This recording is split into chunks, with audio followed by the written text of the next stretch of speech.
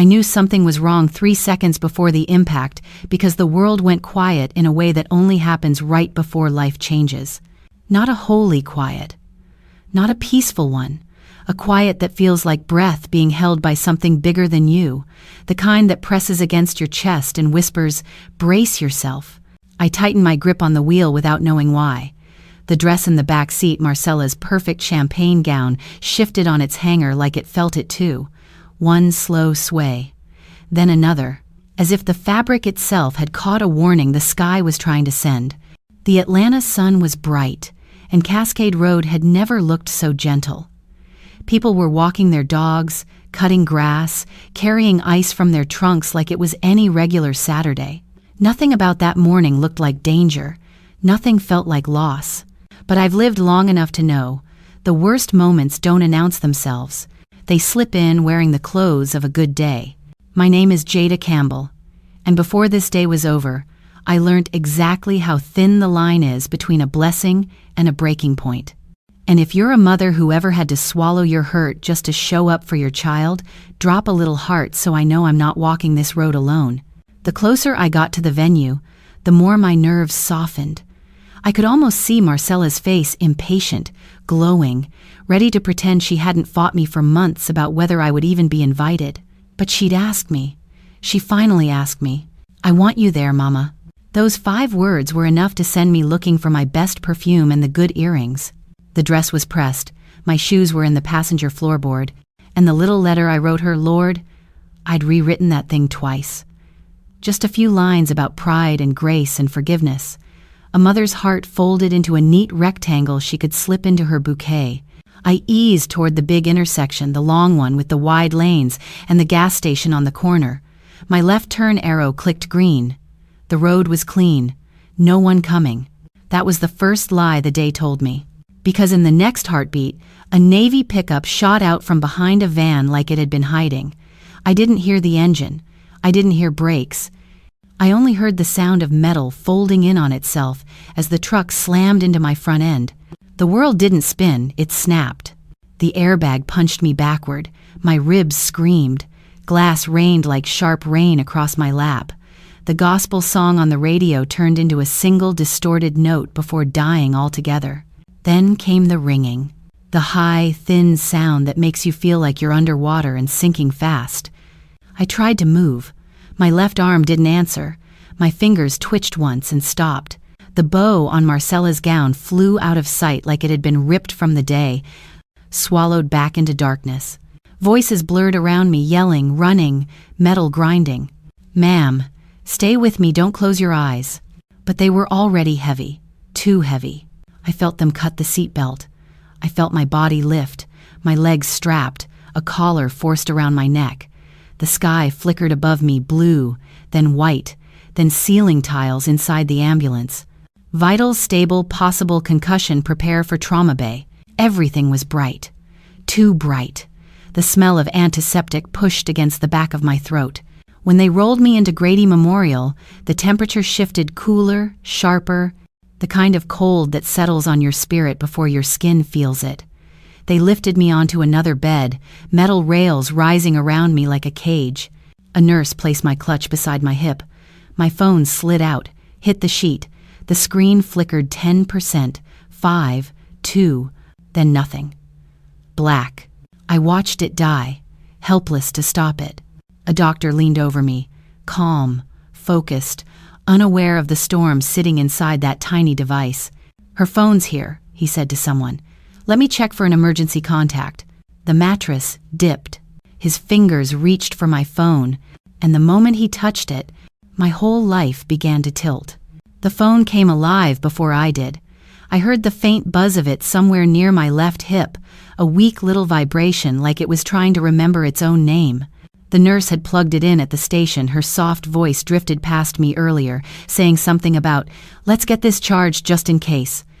I didn't have the strength to answer her then, but I heard her footsteps leave, then return, then leave again. Grady Memorial never sleeps. It just changes its tone. When the screen finally lit up, its glow washed against the inside of my eyelids first, a warm flicker that felt out of place against all that hospital cold. I opened my eyes slowly, one at a time, like I was negotiating with the pain in my ribs. The doctor stood beside me, still in gloves from the last set of vitals he'd checked. He didn't look hurried, just focused, the way people look when they've learned how to deliver both life and news in the same breath. He reached for the phone, the cord dragging softly across the sheets. "Let me find your emergency contact," he murmured, voice steady. He pressed the power button with the back of his knuckle, then tapped the screen with the edge of his glove. The phone resisted at first, slow, tired, still waking up, but then it unlocked. He scrolled, paused, then exhaled through his nose. "Daughter, Marcella Campbell." He nodded like that name meant something more than it did. To him, it was a point of contact. To me, it was my entire world. His gloves made it nearly impossible to hold the phone to his ear, so he set it down on the little rolling tray beside my head and tapped speaker. The ring felt too loud for a hospital room, sharp, too alive. Each beat pressed against my skin like a reminder of all the things I hadn't said to her yet. I tried to lift my hand, maybe to brace myself, maybe to feel closer to the sound of her voice, but my arm wouldn't move the way I needed it to. The ringing stopped. A tiny click. Then her voice. "Hello?" It was flat. Not scared. Not rushed. Not the voice of a daughter whose mother might be dying. The doctor began gently. "Hi, this is Dr. Reeves calling from Grady Me." She cut him off. "Is this about the wedding vendors? Because I don't have time right now." He blinked. Thrown off. "Ma'am, this is regarding your mother." Silence brief, sharp, irritated. Then Marcella sighed so loud it filled the room. "Oh, her. Like I was a piece of furniture that kept getting in her way." The doctor tried again. "Your mother was in a car accident. She's stable, but we—" That's when she laughed. Not a real laugh. One of those little breathy scoffs she used to make in high school when someone gave her exactly what she wanted. "Well," she said, voice brightening with something ugly, "that's the best wedding gift ever. I never really wanted her to come." The words dropped like glass onto tile light, sharp, breaking cleanly in every direction. The doctor froze.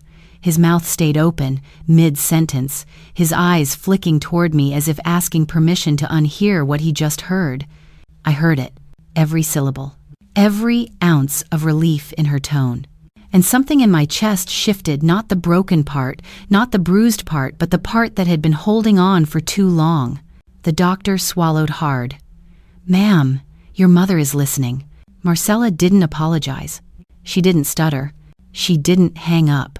She just breathed, annoyed, like I had inconvenienced her by surviving. My heart didn't break. It settled. All the shaking inside me quieted. All the questions I had carried for years lined up neatly in a row. The fluorescent lights hummed overhead. A monitor beeped softly. A cool draft moved across my arm. I turned my head slowly, ignoring the pull of the IV, the ache in my neck, and let a small, tired smile rise to my lips. Not joy, not forgiveness. Just clarity with a pulse. And that was enough to change everything that would come next. I kept my eyes on that dark phone screen as my smile held, because somewhere in the back of my mind, a single thought whispered steady and sure. I know exactly what to do now. I should have cried. That's what people expect from a mother when her child finally says out loud what her actions have been whispering for years, but the tears never came. My eyes stayed dry, my throat cool, like my body had decided we were done paying interest on that account. The doctor mumbled something about, "We'll give you both some time," into the phone before ending the call. He set it back on the tray with a care it didn't deserve and glanced at me like he was checking for cracks. "Miss Campbell, I'm sorry you had to hear that." His voice was gentle, but his eyes were studying me, waiting on a storm. I just nodded. The heart monitor beside me kept its slow, stubborn rhythm. I wasn't about to fall apart for a room full of strangers. Not today. "Am I stable?" I asked, my voice rough but steady. "Yes, ma'am," he replied. "We'll keep you for observation, but your vitals look good." Good. That was enough. "Thank you, doctor," I said. "Can you ask the nurse to bring me my bag? The little black clutch." He looked relieved to have something practical to do. "Of course." He slipped out of the room, leaving the phone on the tray, screen dimming back into a quiet, guilty rectangle. The silence settled like a blanket, but not the comforting kind. More like the heavy quilts my grandmother used to throw on the bed in winter warm, but almost too much. I let it press down, pin me in place, give me time to decide what kind of woman I was going to be for the rest of this day. Not the begging kind. Not the explaining kind. Not anymore. The nurse came in a minute later, her sneakers whispering against the floor. She held my black clutch in one hand, my ID bracelet in the other. "Here you go, Miss Campbell." She smiled, the kind of tired kindness you learn working nights. "You need to call someone for an update?" "Yes, baby," I said. My ribs protested when I shifted, but I ignored them. "Can you put it on my lap?" She placed the clutch gently across the thin hospital blanket and raised the head of the bed a bit so I could reach. I unfastened the small magnetic snap with slow fingers.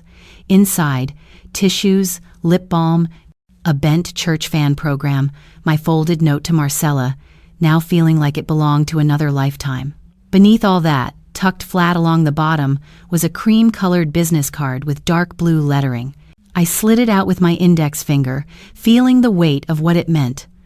I had kept that card with me every day for the past 6 weeks, ever since those polite meetings over coffee and contracts, those long conversations about deposits and guarantees, and making sure the children didn't have to worry about anything but saying, "I do." I didn't owe anyone an explanation for how I got to that table. I certainly didn't owe my daughter one, not after the way she sounded just now, but I did owe myself one clean decision. "Do you need me to dial for you?" the nurse asked softly. I shook my head. "No, I can manage this one." My fingers knew the number by heart before I finished reading it again. I punched it in, then hit the green call button and shifted the phone to speaker, more out of necessity than anything. The plastic felt slick under my thumb. It rang twice. "Good afternoon, this is Maurice Henderson's office," a calm female voice answered. "How may I direct your call?" "This is Jada Campbell," I said. My voice surprised me with how level it sounded. "I need to speak to Mr. Henderson. It's regarding the event authorizations we set up." "One moment, Miss Campbell." A soft click. Hold music. Not the cheerful kind, just a low piano loop that made everything feel like the preface to something. Then, "Jada? It's Maurice. Are you all right?" He'd been at my kitchen table, seen my Bible open beside the contract, watched me sign my name under words like guarantor and liability. He knew enough to hear something in my voice now. "I'm at Grady," I said. "Car accident. I'm stable." "Oh my God, do you need anything?" I need you to listen carefully." I cut in, not unkindly, but firmly. If I let him comfort me, I might soften. I couldn't afford soft. "You still have authority over the disbursement accounts for the wedding vendors, yes?" "Yes," he said slowly. "Venue, caterer, decor, entertainment. Everything set to bill against the reserve you established." The nurse pretended not to listen, but her hands slowed as she adjusted my IV. I took a breath, feeling the air move through bruised ribs, measured and intentional. "Effective immediately," I said. "Withdraw all guarantees. Every authorization linked to my name, my accounts, or the reserve fund. Freeze disbursement. Cancel outstanding commitments." He was quiet for a beat. "Do you want to talk about what changed?" "No," I answered. "I don't. Just execute it. Today." Another pause, longer this time. When he spoke again, his voice had shifted more formal, professional, like he'd put his suit jacket back on even if he was just sitting at a desk. "Understood, Miss Campbell. I'll initiate the withdrawals and send notices to the vendors. You may see some calls or emails come through." "They can call," I said. "I won't be picking up." He exhaled. "I'll take care of it." "Thank you, Maurice." My thumb hovered over the red button. That's all I needed. I ended the call before he could answer, then let the phone rest on my stomach, the card still pinched between my fingers. The nurse busied herself with my chart, giving me the courtesy of silence. Somewhere across Atlanta, computers were waking up. Contracts were shifting from secured to unfunded. Reservation systems were blinking red. And one by one, in offices and back rooms and behind reception desks, automated notices began to crawl out into the world, carrying my quiet decision on their backs. I wasn't there to see it, but later, when all the dust had settled and the silence between us was the only thing still standing, they told me how the day fell apart while I lay under hospital lights. I can picture it so clearly now that it feels like I had a seat in the front row of my own absence. The Turner family had arrived early. The way people do when they were raised on time is late. Miss Robin's dress was a deep green that made her look like money and wisdom at the same time. Henry wore the kind of suit that says, "I don't waste words." Jalen was at the altar end of the aisle, straightening his cufflinks, checking his watch, trying to hide nerves he didn't have to be ashamed of. He was ready to start a life. The venue had dressed itself up for them, white chairs in perfect rows, soft music humming through the speakers, a floral arch framing the front like a promise. Guests were trickling in, taking pictures, whispering about how beautiful everything looked. The air, for a little while, believed in happy endings. Then the first phone rang. It came from behind the bar, where the venue coordinator kept her headset tucked when she needed both hands. She glanced at the caller ID, frowned, then stepped away from the lobby with a murmured, "Excuse me one moment." Robin says she noticed the shift before she knew why the woman's shoulders tightened. Her smile turned stiff. Her eyes stopped matching the rest of her face. "Yes, this is Danielle. Right now?" A pause. "But we have assigned..." Another pause. "I understand." She hung up slower than she answered, then made her way toward the Turners, stopping just short of them like she was afraid to cross an invisible line. "Mrs. Turner," she said, forcing a customer service smile, "could I have a quick word with you?" Robin followed her to the side, away from the guests, but close enough that Jalen could still see his mother's face. He watched her expression change as Danielle explained that the payment authorization on the venue had been rescinded. Just like that, no explanation, no alternate card on file. The account that had guaranteed the day had gone quiet. Henry joined them halfway through, his jaw tightening, a small vein rising in his forehead. "What do you mean rescinded?" he asked, voice low, controlled. "We've been planning this for months." Danielle held up her hands a little, like she could push the blame away from herself. "I'm so sorry, Mr. Turner." The system processed a withdrawal of the guarantee this afternoon. "Without a valid backup, policy says we can't proceed with the full event. We'll give you some time to make calls." Somewhere in the building, a chime sounded, another phone vibrating to life. While they were still trying to digest the first blow, the caterer arrived at the loading dock, checked his own messages, and stopped the staff from unloading a single tray. His supervisor had just forwarded an email. "Funding source disconnected. Do not proceed without full payment."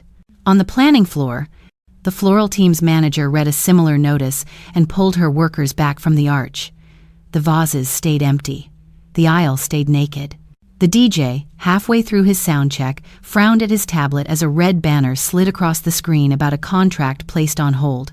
One by one, people who had come ready to serve slipped off headsets, folded tablecloths back into bins, slid cases of equipment toward their trucks. Not loudly, not dramatically, just a quiet reversal, like someone had hit rewind on the day. Guests began to notice the stillness. No one was refilling drinks. No more music drifted from the speakers. The florist disappeared. A murmur rose up from the crowd, soft at first, then sharper at the edges. Jalen walked back to where his parents stood with Danielle, his eyes moving between their faces, searching for reassurance and not finding enough of it. "What's going on?" he asked. Robin looked at her son, then at the room, then back at the coordinator. "You're sure this isn't a computer mistake?" she asked. Danielle shook her head. "We received direct instruction from the financial contact on file, the same person who set up the guarantees." "I'm really sorry. I wish I could do more." Henry pressed his lips together, thinking. "Maybe Marcella handled something without telling us," he said slowly. "Let's find out before we assume the worst." They found her near the bridal suite, phone in her hand, bridesmaids hovering around her like bright-colored birds. She looked irritated, not shocked, annoyed by the interruption to her performance of the day. "Marcella," Robin called, motioning her over. "We need to talk to you, now." Marcella approached with a tight smile, the kind you wear when you're hoping photographers are watching. "What's wrong? We're supposed to be lining up soon." Robin didn't waste time. "The venue just told us the financial guarantees were withdrawn. The caterer and florist, too. Do you know anything about this?" Marcella blinked, thrown for exactly 1 second before the defensiveness rose. "I didn't cancel anything," she snapped. "Maybe your bank messed up." Henry's brow furrowed. "Our bank didn't set this up," he said. "Your family did. The guarantees came from your side." For the first time, a crack ran through her expression. "My side?" she repeated. Robin watched her closely, then took a breath that came from somewhere deep and patient. "Call her mother," she told Jalen quietly, her voice firm in a way he recognized from his childhood. "She'll know what's happening." I didn't hear the first attempts when they happened. I only learned about them later, lying in that same hospital bed while the world outside my room kept rearranging itself. But the way they told it quietly, almost apologetically, I could see it all clear as day. I could feel the tension hanging in the air at that venue, like a curtain someone forgot to pull back. After the vendors pulled away and the music drained out of the ceremony hall, the Turners regrouped in the corridor outside the bridal suite. It was the kind of hallway designed for soft lighting and excited whispers, not the tight silence settling over it now. They told me Jalen stepped out first, needing distance from the confusion inside the room. He stood by a tall vase of white hydrangeas, his shoulders rising and falling in shallow breaths. His tie was already loosened, fingers worrying at the knot like it was the only thing he still had control over. He pulled out his phone, scrolled to my name, pressed call. The ring didn't even finish its first hum before the recording snapped in. "The number you are calling is switched off." He stared at the screen, frowning slightly. "That wasn't supposed to happen. Not with me. Not on this day. Not ever." He ended the call, dialed again. "Switched off." Behind him, the doors to the bridal suite opened and closed, laughter from bridesmaids turning thin at the edges as the mood shifted. Robin stepped out, smoothing her dress with one hand and watching her son's face more closely than the phone itself. "She didn't answer?" she asked quietly. "It's not that," Jalen murmured. "It's off." Robin's brows drew together, the way they did when something brushed against her instincts. "Off? That's not like her." Henry joined them, steady and unreadable. "Try again," he said, not impatient, just certain there had to be another explanation. 3 tries. 3 identical recordings. It was Robin who reacted first, not with anger, but with something older and deeper. Concern, the kind that rises in a mother's chest before her mind has time to catch up. "She never turns that phone off," she whispered. "Not on a day like this." Jalen swallowed hard. "Maybe she's driving," he said softly. "Maybe the phone died." But even he didn't sound convinced. Robin turned then slowly to where Marcella stood. The bride was rigid, bouquet clasped too tight, her lipstick perfect but her eyes darting. "Marcella," Robin called gently, "did your mother say she would be late?" Marcella's mouth opened, but nothing came out. She glanced down at her phone, then back at them, searching for a tone that made sense. She knew what time to be here," she managed. "Maybe she just changed her mind." Henry stepped closer, his voice calm but firm. "And she didn't tell you that?" This time, the pause was longer. A single beat of silence that told its own story. "I don't know what she decided," she snapped. "She's grown." The bridesmaids shifted uneasily.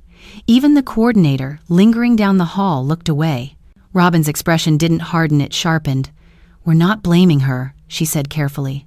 "But your mother handled the guarantees. The payments, everything that's collapsing right now. Something is wrong, and we need to understand what." Marcella's throat worked. Her mascara suddenly felt heavy on her lashes. Henry lifted his chin. "Where is your mother, Marcella?" That question had an easy answer if the truth hadn't been sitting on her chest since the doctor said my name hours earlier. Marcella blinked, swallowed, and finally whispered, She's at the hospital." Robin stepped forward. "What hospital?" Marcella's voice wavered, barely holding itself upright. "Grady," she said. "Grady Memorial." For a moment, Everything else, the rustling gowns, the guests murmuring beyond the doors, the quiet packing up of vendors fell away, and Jalen just stared at her. Not angry, not yet. Just stunned, confused, trying to piece together a world that had started falling apart the moment my phone went dark. His jaw tightened as he lowered his phone, eyes locked on his bride. "Marcella, why didn't you tell us sooner?" When Jalen repeated that question to me later, his voice was soft, but the hurt in it was loud enough to fill my whole hospital room. "Why didn't you tell us sooner?" he'd asked her. That was the moment, he said, when something in him shifted. In the hallway outside the bridal suite, Marcella stood with her back almost pressed to the wall, bouquet still in her hand, like she didn't know what else to do with it. The flowers looked fresher than she did. Bits of baby's breath shook every time her fingers trembled. I just found out," she lied, the words tripping over each other. "They called me earlier and said she was fine.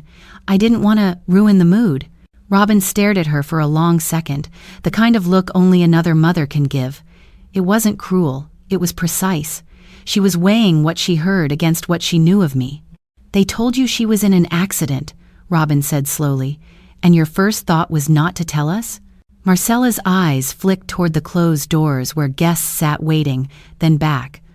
"What was I supposed to do?" she snapped. "Shut everything down? Make a big announcement? She's always doing something. I just wanted to have one day that was about me." Henry folded his arms across his chest. He hadn't raised his voice once that day. He didn't need to. "Your mother's in a hospital bed," he said quietly. "You're standing here in a wedding dress. You don't see the problem?" The bridesmaids had edged themselves away, suddenly very interested in straightening their straps and checking their makeup in invisible mirrors. Nobody wanted to stand too close to the truth. Inside the ceremony space, the delay was starting to spread like a whisper. Programs fluttered, fans clicked open and closed, somebody's child started fussing. A cousin joked too loudly that the bride must be on CP time, but even he didn't laugh at his own joke. That's when Danielle, the coordinator, approached the hallway again. The clipboard in her hand looked heavier now. The easy hospitality face she'd worn earlier was gone. "Mr. and Mrs. Turner," she said, nodding quickly. "I've spoken with all the remaining vendors. Without the guarantees, we can't move forward as planned today. I'm so sorry. We've held as long as we can." "What does as planned mean?" Jalen asked, the words scraping out of him. "We can do something smaller, right? Cut the reception, just do the ceremony?" Danielle's eyes softened. "Legally and contractually, we're not allowed to host a full event without confirmed funding. We can't serve food, keep staff, or occupy the space for the contracted hours. I can stretch our occupancy a little, but not enough to pretend this didn't happen." Robin closed her eyes briefly, then opened them with a new kind of clarity. "So there is no wedding here today?" she said. It wasn't a question. "We can offer to rebook," Danielle added quickly. "Partial credit, different date, but not today, not like this." The hallway seemed to shrink. The flowers, the dress, the hushed conversations behind closed doors. Everything that had felt like promise an hour ago now felt like evidence. Marcella tried again, voice sharpening into defense. "Why is everyone acting like this is my fault? I didn't tell her to have an accident. She's the one who made everything complicated in the first place. She always does." That was the shame she couldn't hide, even if she didn't say it plain. She had known I was hurt, known I was lying in a hospital, and she had chosen silence as long as the lights stayed on and the cameras could still face her. Henry watched her, then looked at his son. "Jalen," he said, "do you really want to stand up there today and pretend none of this is happening?" Jalen didn't answer right away. His gaze was fixed on his bride, the woman he thought he knew completely yesterday and was suddenly struggling to recognize. "You knew my future mother-in-law was in the hospital," he said finally, voice low but steady. "And you didn't tell me. You didn't tell my parents. When were you going to say something? After the pictures? After the cake?" Marcella's chin lifted, but her eyes were wet now, glittering under the hallway lights. "I didn't want her to ruin this," she whispered. "That's all." Robin straightened, smoothing an invisible wrinkle in her dress, her decision landing before the words. "This day is already ruined," she said, not unkindly. "Not by her, By choices. The murmur from the guests grew louder, seeping under the doors, joining the tightening quiet in the hall. Somewhere, a phone chimed with another email, another cancellation, another confirmation that the structure holding this day together had already let go. Robin looked at Henry, then at her son, then back at the woman in the white dress who refused to see herself clearly. "We're going to the hospital," Robin said at last, each word clear and anchored. "All of us." Grady's waiting room is where time goes to limp. I'd been in enough hospitals over the years to know the feel of them. The plastic chairs that pretend to be soft, the TV that no one is really watching, the smell of coffee that's been sitting too long. Pain has a sound when it gathers like that, a low hum under everything. That's what was waiting for them when they walked in. I didn't see them arrive, not in that exact moment. At the time, I was drifting in and out, strapped to a blood pressure cuff and an oxygen clip, listening to nurses' trade shifts. But later, when the Turners sat in my room and told me how the day shifted for them, I realized the wedding hadn't just failed at the venue. It came apart right there in those plastic chairs. They came as a unit, Henry first, taking in exits and faces, Robin beside him, clutching her purse strap like it was something living, Jalen a step behind, still in his wedding suit, tie pulled loose, but his posture, stiff like the fabric, could still hold the day together, and trailing them, in white and wilted makeup, was my child. Marcella didn't look like a bride anymore. She looked like someone who had sneaked grief into a dress meant for joy. The woman at the front desk glanced up, eyes tired but kind. "Can I help y'all?" "Yes, ma'am," Henry said. "We're here for a patient, Jada Campbell. She was brought in earlier today. Car accident." The clerk typed, nails clicking against the keys, eyes scanning the screen. "She's up on 4th floor, trauma observation. She's stable." Robin exhaled soft and deep at that word. Stable. It didn't fix anything, but it gave the floor back its balance for a second. "Can we see her?" Jalen asked. "Let me page the nurse on her unit," the clerk replied. "Have a seat. Someone will come talk to you." They took the nearest row of chairs. Robin sat straight-backed, knees pressed together, hands folded over her purse. Henry leaned his elbows onto his thighs, fingers laced, eyes on the floor. Jalen sat between them, phone in his palm, screen dark now, nothing left to refresh. Marcella chose the seat at the end of the row, just far enough away to look like accident instead of decision. No one spoke for a moment. The television above their heads murmured some afternoon program, all bright colors and canned laughter that didn't belong here. It was Robin who finally broke the quiet. "How long have you known she was here?" she asked, voice low. Marcella flinched like the words had hands. "I told you," she said too quickly. "They called me this morning. They said she was stable. I didn't think it was a big—" "Stop." Robin didn't raise her voice, but something in her tone cut clean through the excuses. "Don't say it wasn't a big deal. Don't say that to me. Not about a mother in a hospital bed." Marcella's jaw clenched. Her bouquet was gone now, nothing left for her to hold but her own shaking fingers. "I was trying to protect the day," she muttered. "You don't understand how she is. She always makes everything about her. I wanted one thing that was mine." Henry lifted his head then, eyes calm but sharp. "By hiding this from us?" he asked. "By hiding it from him?" He tipped his chin toward his son. Jalen hadn't taken his eyes off Marcella.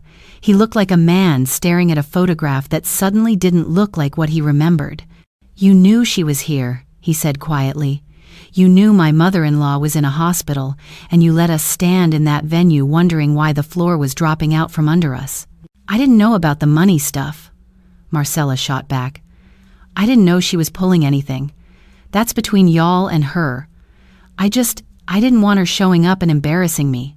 The word hung there, embarrassing. Robin's eyebrows rose a fraction. "Embarrassing you? How?" she asked, even softer than before. Those gentle questions hurt worse than shouting. Marcella laughed once, a brittle sound. "The way she talks, the way she dresses, the way she acts like we're still living paycheck to paycheck. You saw her at the rehearsal dinner," she said, voice tightening. She started crying over the napkins. "The napkins, Miss Robin. You don't think your friends notice things like that?"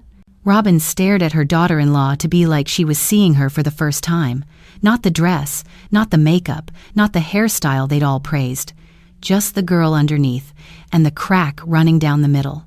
"My friends," Robin said slowly, noticed how kind she was, how grateful. "How proud of you she looked." Her gaze didn't waver. "The only person embarrassed by your mother was you." The words landed with a weight only the truth can carry. Marcella opened her mouth, then closed it again. Her face flushed, then drained. There was no good place for her eyes to rest now. Across from them, a little boy in Spider-Man pajamas swung his legs from a chair, humming to himself. His grandmother patted his knee, murmuring something about staying patient.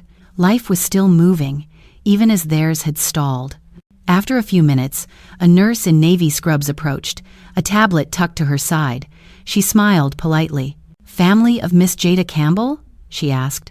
All four of them stood up at once. "She's stable and conscious," the nurse said. "We've been monitoring her. You can see her, but only 2 at a time, please." She glanced at the chart, then back up. "She's awake. You may see her now. I heard them before I saw them. Hospital shoes and Sunday shoes don't sound the same on tile. Nurses move like they're trying not to wake anybody up. Church people walk like they're still half in a sanctuary."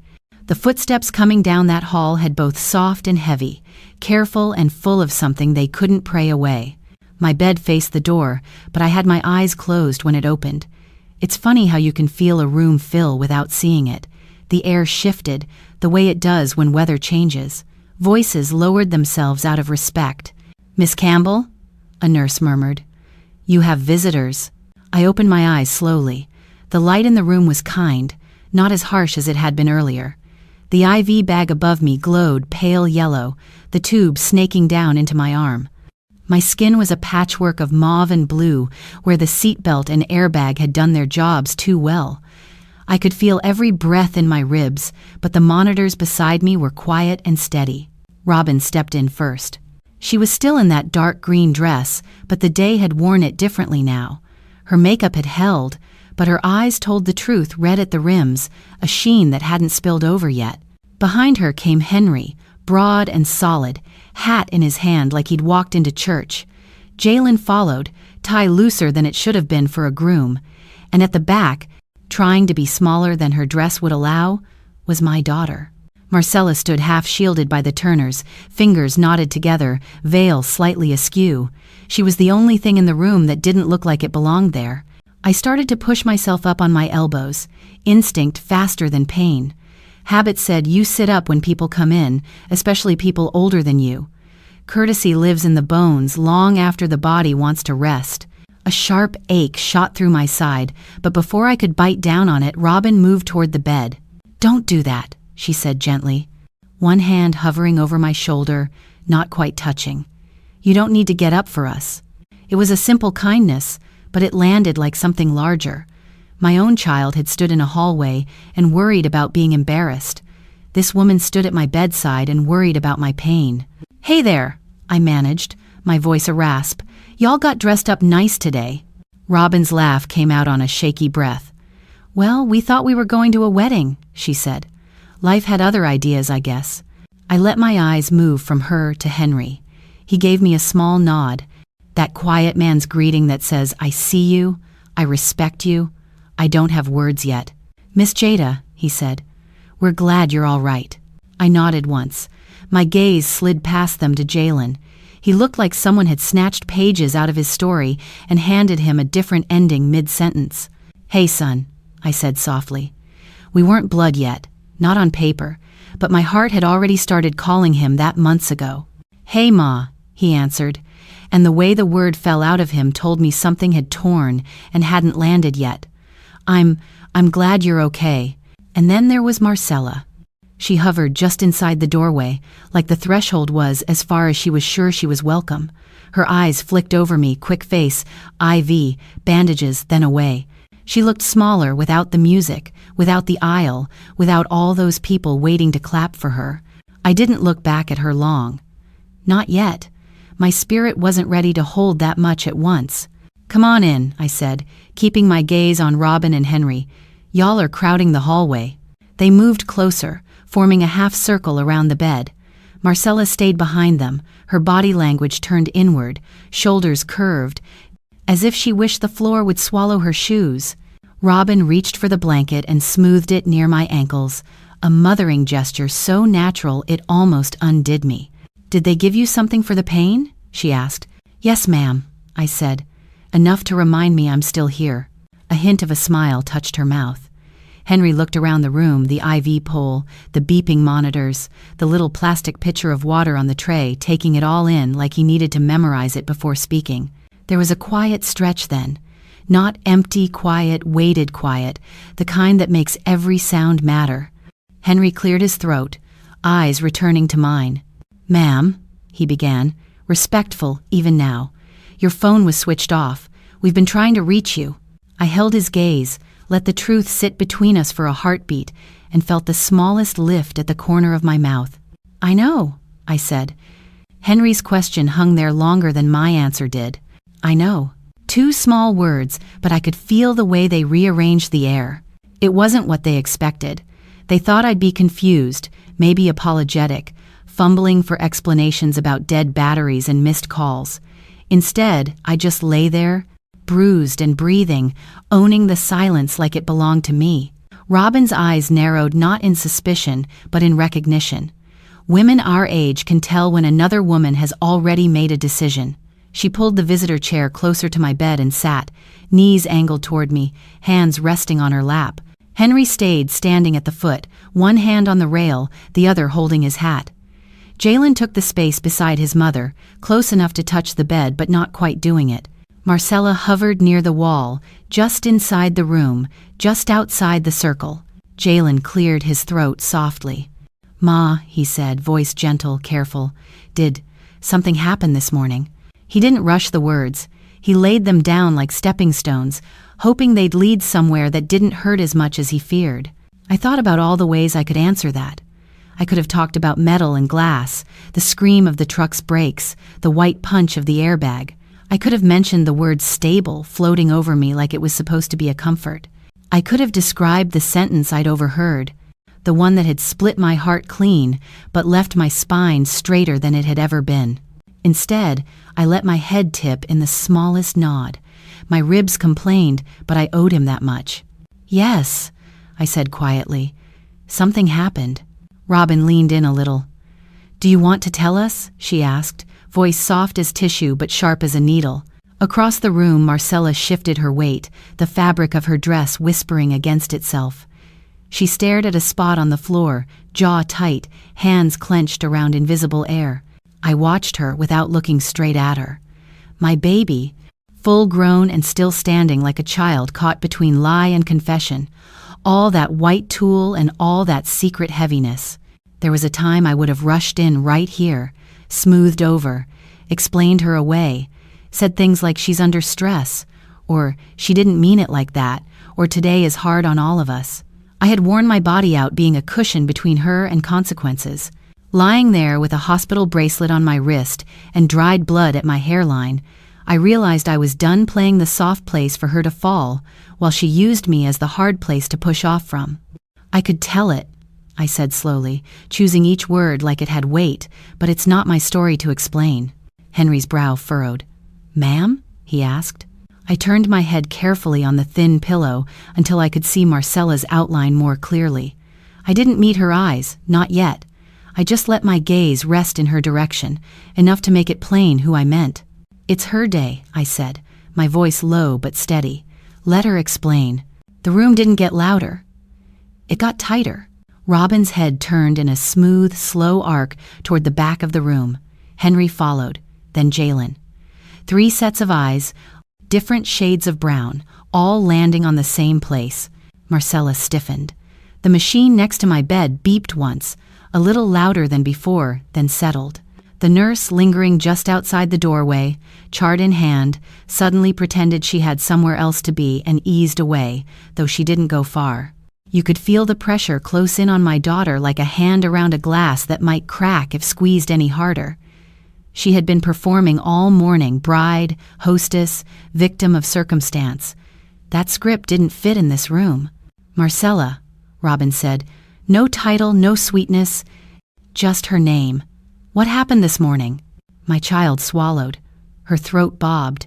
She kept her eyes on a wrinkle in the blanket at the foot of my bed, anywhere but on our faces. You knew she was here, Henry added, voice even. You knew about the accident. You knew about the hospital. We've heard that part. What we haven't heard is what you did with that information. Jalen didn't speak. He didn't have to. The way he was looking at her said enough, like he was trying to decide which version of Marcella was real, the one he'd proposed to, or the one who had walked through half a day pretending her mother's pain didn't exist. I stayed quiet. That was my choice. I wasn't going to rescue her from this moment. If Truth was going to walk into the room, it wasn't going to be wearing my shoes. All that dressing, all that planning, all that day she said she wanted so badly, and now it was down to this one small, crowded room and the sound of her own voice. Marcella's lips parted. Air went in. Nothing came out. Her mouth closed again, the words dying on her tongue before they could stand up. And for the first time since I'd opened my eyes in that place, I saw her exactly the way the Truth saw her. If Truth had a sound, it would be the quiet that came after my daughter's mouth closed and refused to open again. The machine still hummed, the hallway still whispered outside, but inside that room everything narrowed to the space between her and the people who had come there to love her and were now trying to recognize her. Robin was the one who moved first.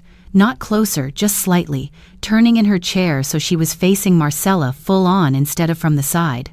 Her hands stayed folded in her lap, fingers laced tight enough that her knuckles showed. "All right," she said softly. "We're going to take this one step at a time." Her voice was gentle, but there was steel under it. The kind of tone only another grown woman hears correctly. "I am giving you a chance." Marcella's eyes flicked up, then down again. Her back pressed against the wall, veil brushing the curtain behind her. Robin didn't raise her volume. She didn't lean in. She just let each word find its place. "What exactly did you say when the hospital called you?" The question settled in the room like dust after a dropped plate. Everyone saw where it landed. Everyone knew if she tried to kick it under the bed, it would still crunch when they walked. Marcella licked her lips, searching for something that would sound better than the truth. I don't remember exactly," she said. "It was quick. They said she was fine. They made it sound like it wasn't serious." Robin's head tilted slightly. "That's not what I asked," she replied. "I asked what you said." "I told them I was busy." Marcella rushed on. "I was in the middle of getting ready, hair, makeup, everything. I couldn't just stop everything, you know? I said I'd check in later." I lay still and let the words pass over me like cold air. That wasn't the sentence. That wasn't the tone. The doctor had put that call on speaker. The room itself remembered better than she did. Henry's fingers tapped once against the metal bed rail, a small sound, but deliberate. "You don't remember telling them you didn't want her there?" he asked quietly. She flinched. "I didn't say it like that." "How did you say it?" Robin pressed, still calm. "Because right now it sounds like you were inconvenienced by your mother being alive." Marcella threw her hands up, frustration breaking through the brittle composure. "Why is everybody twisting my words?" she cried. "Y'all know how she is. She cries about everything. If she came in there with a neck brace and a limp, the whole day would have turned into poor Jada instead of my wedding. I was just being honest." Nobody jumped to correct her. Nobody argued. It was worse than that. They let the sentence sit there, bare and shivering. I stayed quiet. I could have stepped in. I could have said, "That's not what you told him, baby." I could have repeated her exact words, laid them out one by one, made her eat them whole. But I had already decided if Truth was going to speak, it wouldn't need my mouth to do it. The weight of it was heavy enough on its own. Robin drew a slow breath through her nose, then let it out. "You call it honesty," she said. "I call it cruelty." Marcella's chin trembled. "You don't understand," she whispered. "She never acts right in front of people. She gets overwhelmed, starts talking too much, starts thanking everybody, bringing up old stories. I didn't want that today.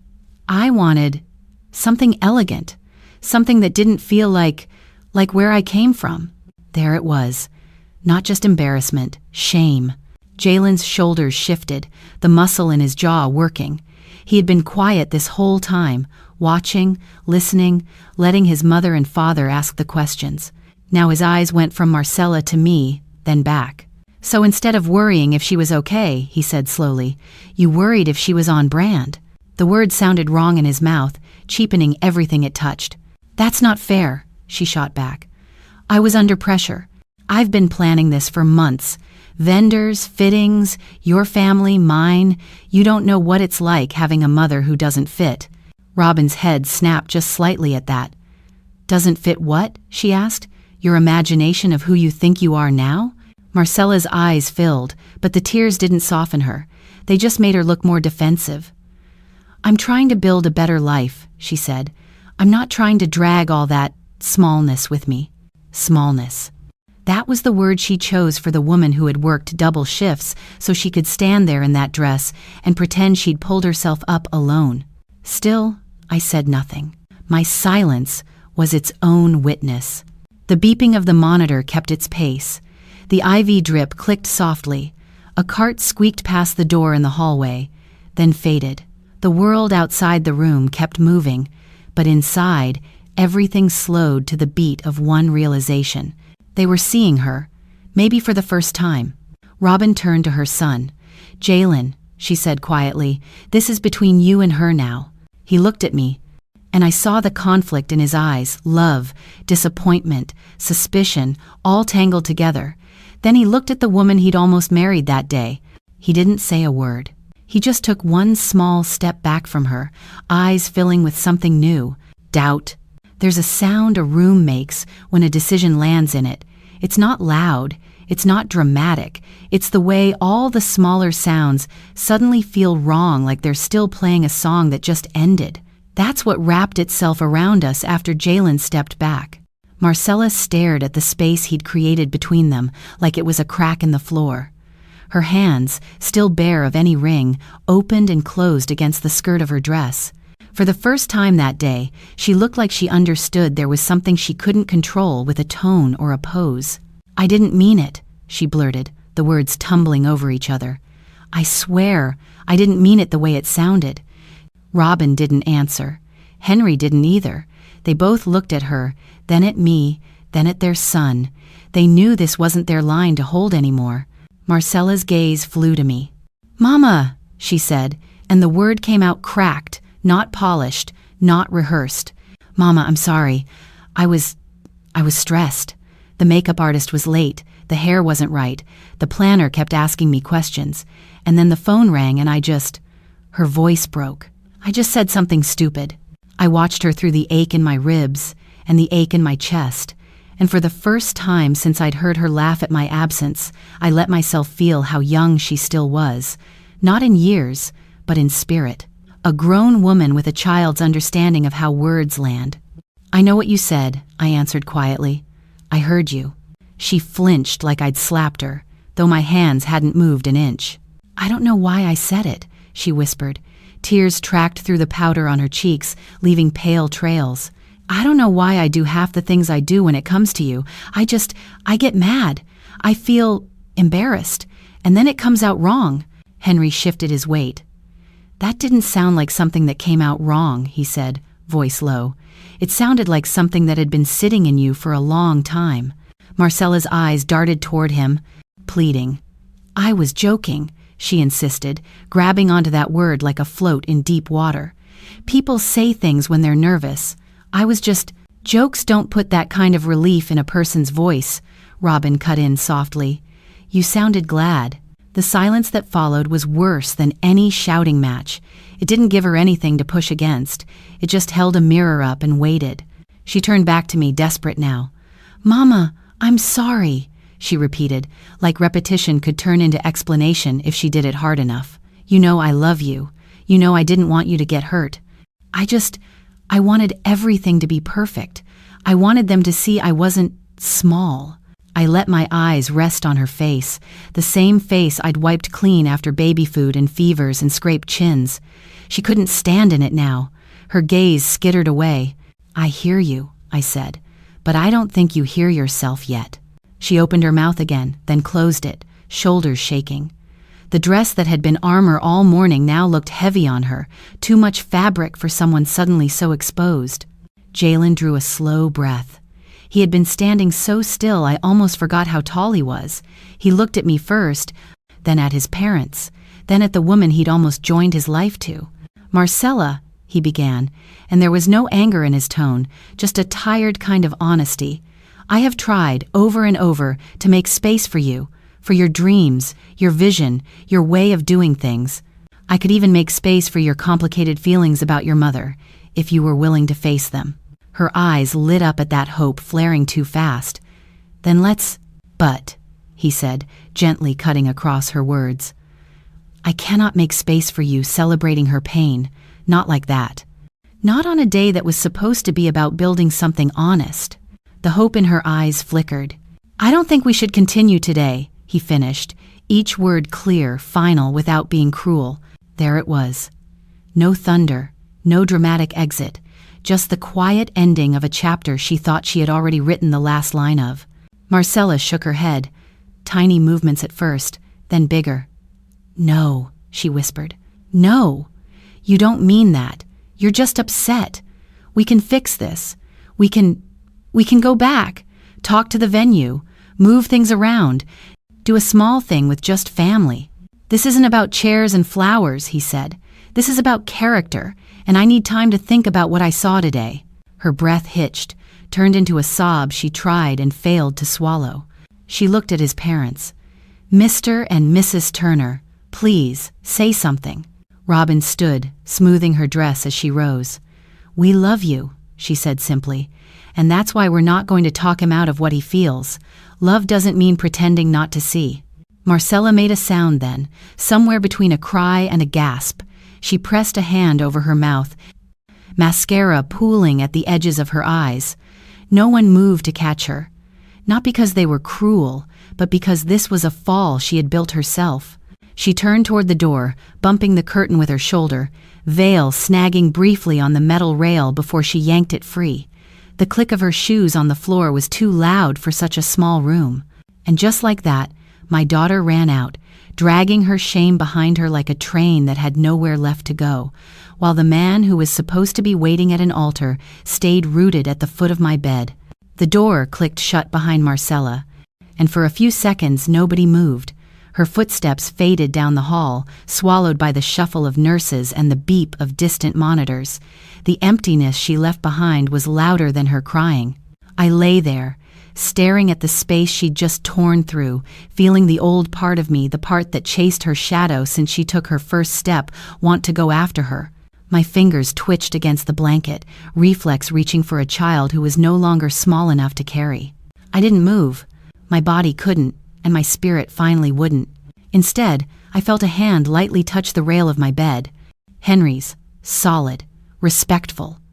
He didn't say, "I'm sorry." He didn't say she didn't mean it.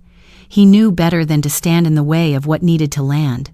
Robin eased herself back into the chair by my side, exhaling slowly as she sat. It was the kind of breath you let out when you've been holding everybody else's weight all day. "Miss Jada," she began, then stopped and shook her head. "I don't even know where to start." "You don't have to," I replied. My voice came out tired but clear. "Some things don't need words. They already happened." She looked at me then. Really looked. Her eyes tracing the bruises at my temple, the tape on my hand, the hospital gown that had replaced my dress. There was no pity in her expression, just a deep, weary compassion. "Thank you," she said suddenly. It caught me off guard. "For what?" "For being exactly who you are," she answered. "From the first meeting we had about this wedding, you were the only one who kept your feet on the ground. You never tried to impress us. You never pretended. You just showed up, steady. We noticed. Something in my chest loosened at that, not joy, not yet, but a small release. I thought back to those afternoons at the cafe, the contracts spread out between us, her pen tapping against the table while we went through vendor lists and contingencies. It had felt like two women making sure their children had somewhere solid to stand. "You made it easy," I said. "You and Henry came with sense. That's rarer than money." Henry chuckled softly, the sound low and brief. "We've seen enough parties to know glitter don't fix character," he said. "From the moment you walked in and said, 'Let's not waste nobody's time,' I told my wife this woman understands what's important." Jalen shifted closer to my bed, leaning one hip against the rail. "I didn't know about those meetings," he admitted. "Mom told me later. Said you were the backbone of this whole thing. I just thought you were being nice, helping where you could." I managed a small smile. "I was being nice," I said. "I just know how to sign my name with my eyes open." Robin nodded. "You didn't have to do any of it," she said. "You could have stood back and let the kids drown in details and debt.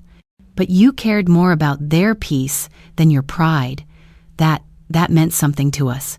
Their words landed in a place inside me my own daughter hadn't visited in a long time. Not the mother box, the woman box, the place where you're seen as a person, not just a resource or a problem to manage. "She never knew," I murmured, half to myself. Robin tilted her head. "Who?" "Marcella," I said. "She never knew about those meetings. The guarantees, the way we tried to make sure all she had to worry about was walking straight down that aisle. She didn't need to know the numbers," Henry replied. "But she should have known the heart behind it." We fell quiet again. Not heavy this time, just reflective.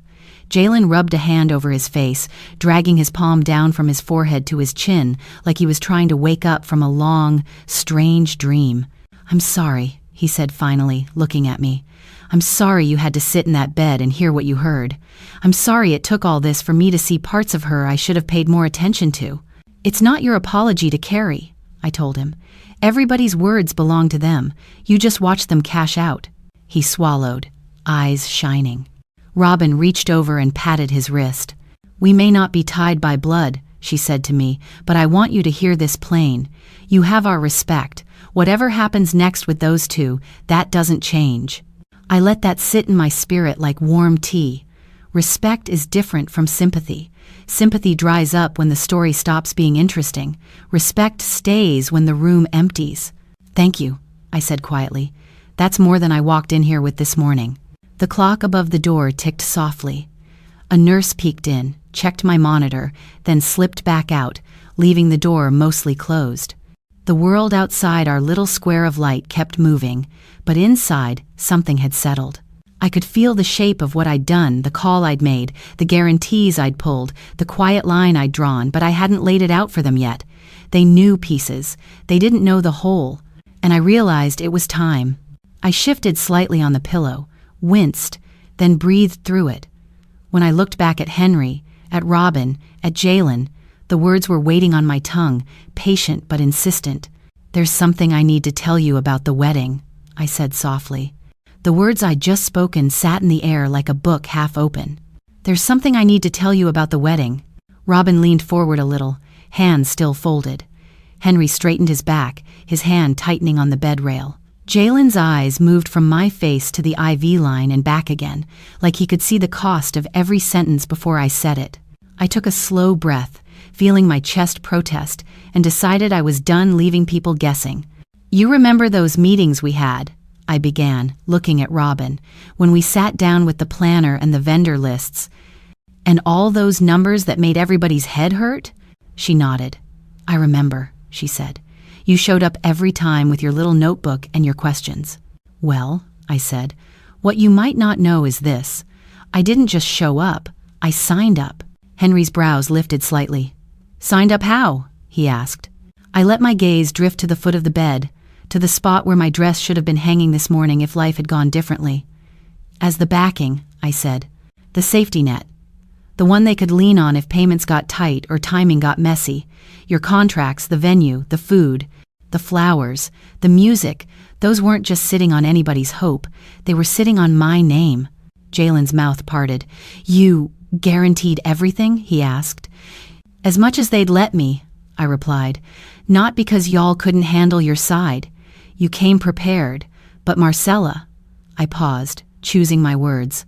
"She wanted more than she could comfortably claim on paper. At least, not without feeling exposed." Robin frowned, confused. "She told us she wanted something simple," she said. "Every time we pushed for a bigger budget, she said she didn't want to overdo it." I gave a small, tired smile. "She did. To you. To me, it was a little different." I could still see my baby sitting at my kitchen table weeks ago, shoulders rigid, scrolling through images on her phone, rows of ivory chairs, floral ceilings, champagne towers. She came to my house one evening, I said, told me she wanted a small wedding so she could save face, make it look like she wasn't reaching past what she could afford. But then she pulled out all those pictures. All that simple looked real expensive to me. Robin's eyes closed briefly in understanding. Henry exhaled through his nose. She wanted to walk into a room that felt like all her hard work had turned into something she could touch, I continued. She just didn't want you or your friends thinking she needed help to get there, and she definitely didn't want me to be the visible help. So you stepped in quietly, Henry said. I did, I answered. I covered the difference so she could have everything she dreamed of without ever knowing I paid for it. Every time the planner asked for a card on file, every time a vendor said, "We need a guarantor," I raised my hand, not to be the star of the show, just to keep the floor from dropping out. Robin stared at me, the weight of it sinking in. She really didn't know, she said, more to herself than to me. No, I said. She thought the numbers just worked. That's how I wanted it. Her pride's always been a tender thing. I figured I could protect it and still make sure the day wasn't hanging by thread. The room was quiet except for the soft drip from the IV line and the distant roll of a cart outside. And then this morning, I went on, voice thinning slightly, I lay here, listening to that doctor put my phone on speaker, and I heard my child call my accident the best wedding gift ever. Jalen flinched. Robin's eyes glossed over. Henry's jaw tensed. I heard her say she never really wanted me there, I said. And in that moment, something in me, I searched for the right word, didn't break. It just stopped pretending. I let my hands rest flat on the blanket. So I called the man who handles the accounts, I said. Told him to withdraw every guarantee tied to my name, every promise I made to strangers on her behalf. I didn't cancel her marriage. I didn't tell anybody what to do with their hearts. I just stepped out of a place she'd already told me I wasn't welcome in. Henry nodded slowly, eyes thoughtful. You removed yourself from the line, he said. That's all. Robin's voice shook when she finally spoke. You protected her future and her image, she said, and she turned your absence into a blessing. You had every right to step back. I shrugged as much as my ribs would allow. I'm too old to keep paying for rooms I'm not allowed to stand in, I said. I didn't do it to punish her. I did it to agree with what she said. She didn't want me there. Now she can't say I forced my way in. Respect sat between us then, heavier than any centerpiece would have been, not because I'd pulled funding, because I'd done it with my eyes open, my spirit quiet. Jalen wiped at his face quickly, like he didn't want me to see.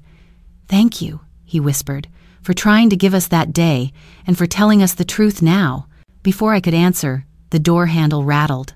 It swung open hard enough to bump the wall, and my daughter stumbled back into the room, makeup streaked, shoulders shaking, sobs tearing out of her like something finally too big to swallow. Marcella's sobs hit the room before her body did. She stood in the doorway for half a second, like the threshold was holding her up, then stumbled inside, back against the frame, fingers clutching at the fabric over her chest, as if she could keep her heart from falling out. Her eyes were wild red, swollen, searching. Mascara smeared down to her jawline. The veil hung crooked, one side torn loose, trailing behind her like it got tired of pretending too. Mama, she choked, voice scraping. Mama, please. The Turners shifted but didn't speak. Robin's hand tightened around the strap of her purse. Henry's mouth pressed into a line. Jalen straightened, shoulders tense, gaze fixed on his fiancée like she was a stranger who knew all his secrets.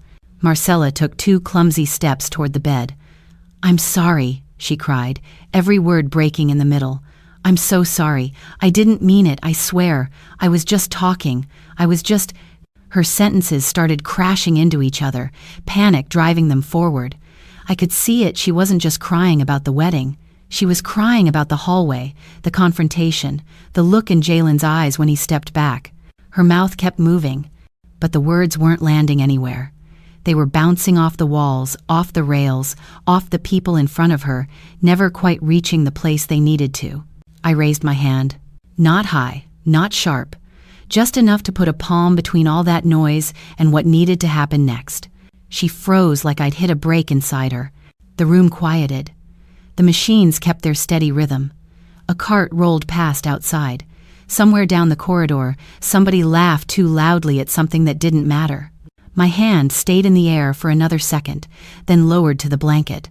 "This whole day," I began, my voice low but clear, "you have used so many words." She blinked, tears clinging to her lashes. "But there are 3 sentences you never asked," I said. "Not once." Her breath hitched. "You didn't ask how I got here," I told her. "You didn't ask what happened in that car. You didn't ask if I lived." Her lips parted, but no sound came out. "You only cared that I wasn't at your wedding." The truth didn't shout. It didn't need to. It just lay there between us, heavy and simple. Her knees wobbled. "That's not," she started, then choked on the lie halfway out. Her hands trembled at her sides, fingers curling like they were looking for something to hold on to and finding only empty air. For a heartbeat, nobody moved. You could feel every set of eyes in that room shifting from me to her, from her to me, watching to see what shape she would take now that her reflection had finally stopped lying. She tried again, quieter. "I was scared," she whispered. "Okay? I was scared. You always walk into rooms like they belong to you. You make friends with everybody. You start talking and people lean in. You always make everything look so easy. Mom, I didn't want people comparing me to you on my own day." The confession slipped out before she could dress it up. Once it landed, she seemed to realize what she'd said. Her hand flew to her mouth, eyes going wider, as if she could grab the words back and pull them down her throat. But it was too late. The truth was already standing in the room, fully formed.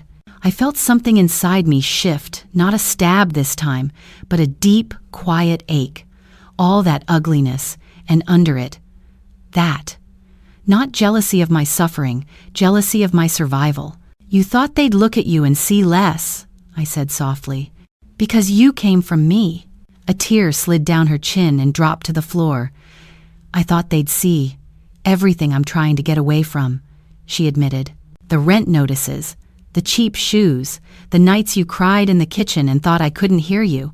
I didn't want your struggle walking down the aisle before me."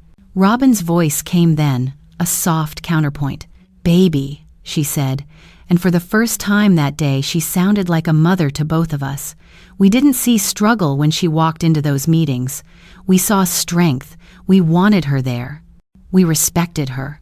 Marcella's head snapped toward her, disbelief and shame warring on her face. You did?" she asked, voice small. Henry nodded once. "From the first day," he said. "You might have been worried she'd embarrass you. We were hoping some of her sense would rub off on our son."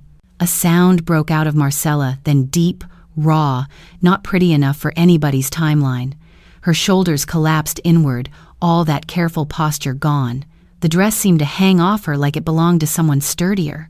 I looked at my child, the woman I'd raised, the girl who'd slept on my chest when fevers scared me more than bills ever did, and felt 2 things at once: sorrow for the twisted story she'd told herself about me, and relief that the lie was finally out where we could both see it.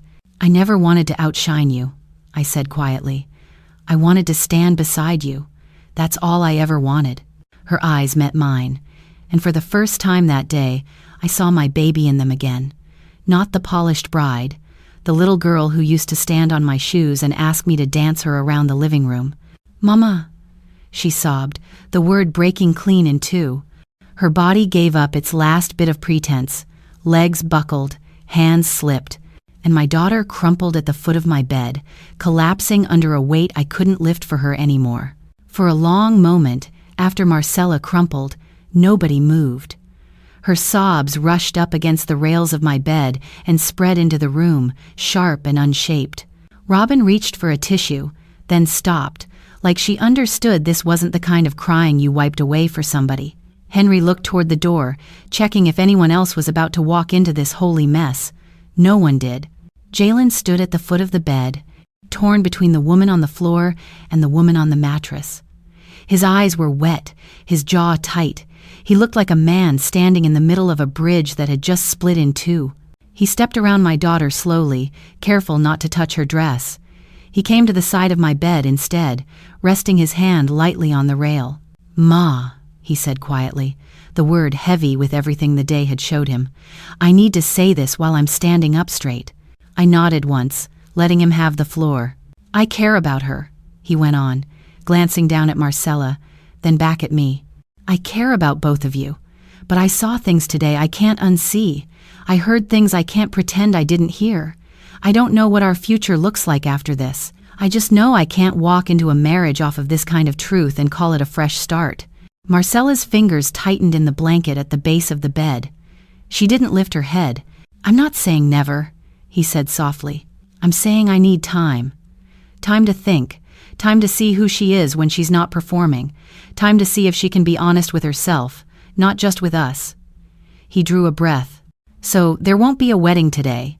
Maybe not for a while. Maybe not at all." He let the words land and didn't rush to soften them.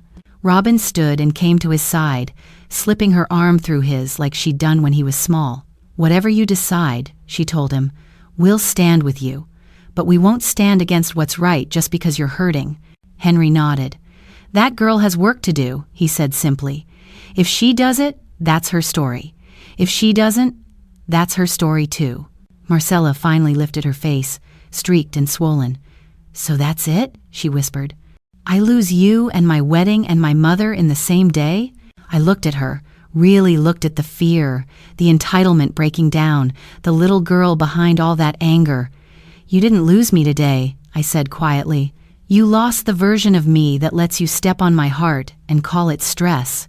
The nurse slipped in then, checked my vitals with quick, efficient hands, and murmured something about visiting hours wrapping up. Robin squeezed my hand gently before she left. Henry tipped his head. Jalen kissed my forehead, the brush of his lips warm and respectful. "I'll call," he said. "Not about her, about you." "All right, son," I answered. "I'll be here." They filed out, leaving Marcella kneeling on the linoleum, fingers splayed against the side of my bed like she was holding on to the last solid thing in the room. For the first time that day, it was just the two of us. "Get up, baby," I said after a while. "Not because I'm mad, because the floor is no place for you to live." She pushed herself up slowly, body shaking, and sank into the chair Robin had left, her hands twisted in her lap. "I don't know how to fix this," she whispered. "That's the first true thing you've said to me in a long time," I replied. "And here's the second part. You can't fix it fast. You can't buy it back. You can't dress it up. You can only walk it out, one hard step at a time." She nodded, tears spilling again. "I love you," I told her, feeling the truth of it settle in my bones. "That doesn't change. But I will not chase you. Not into parties, not into lies, not into rooms where you pretend I don't exist. If you want a relationship with me, you're going to have to walk toward it on your own 2 feet." She covered her face with both hands and cried in a way that sounded more like surrender than self-pity. The days that followed blurred together at first. Doctors checked ribs and scans. Nurses adjusted pillows and IVs. My body healed in inches instead of miles. The Turners called twice before I was discharged, just to check on my progress, their voices warm on the other end. After I went home, Robin dropped off a casserole and a stack of cards their family had written.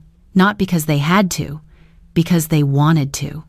Marcella kept her distance that first week, not out of pride this time, but out of shame. Then, one evening, my doorbell rang. She stood there in jeans, no makeup, eyes tired but clearer. "I made an appointment," she said before I could ask. "Therapy. I start Tuesday.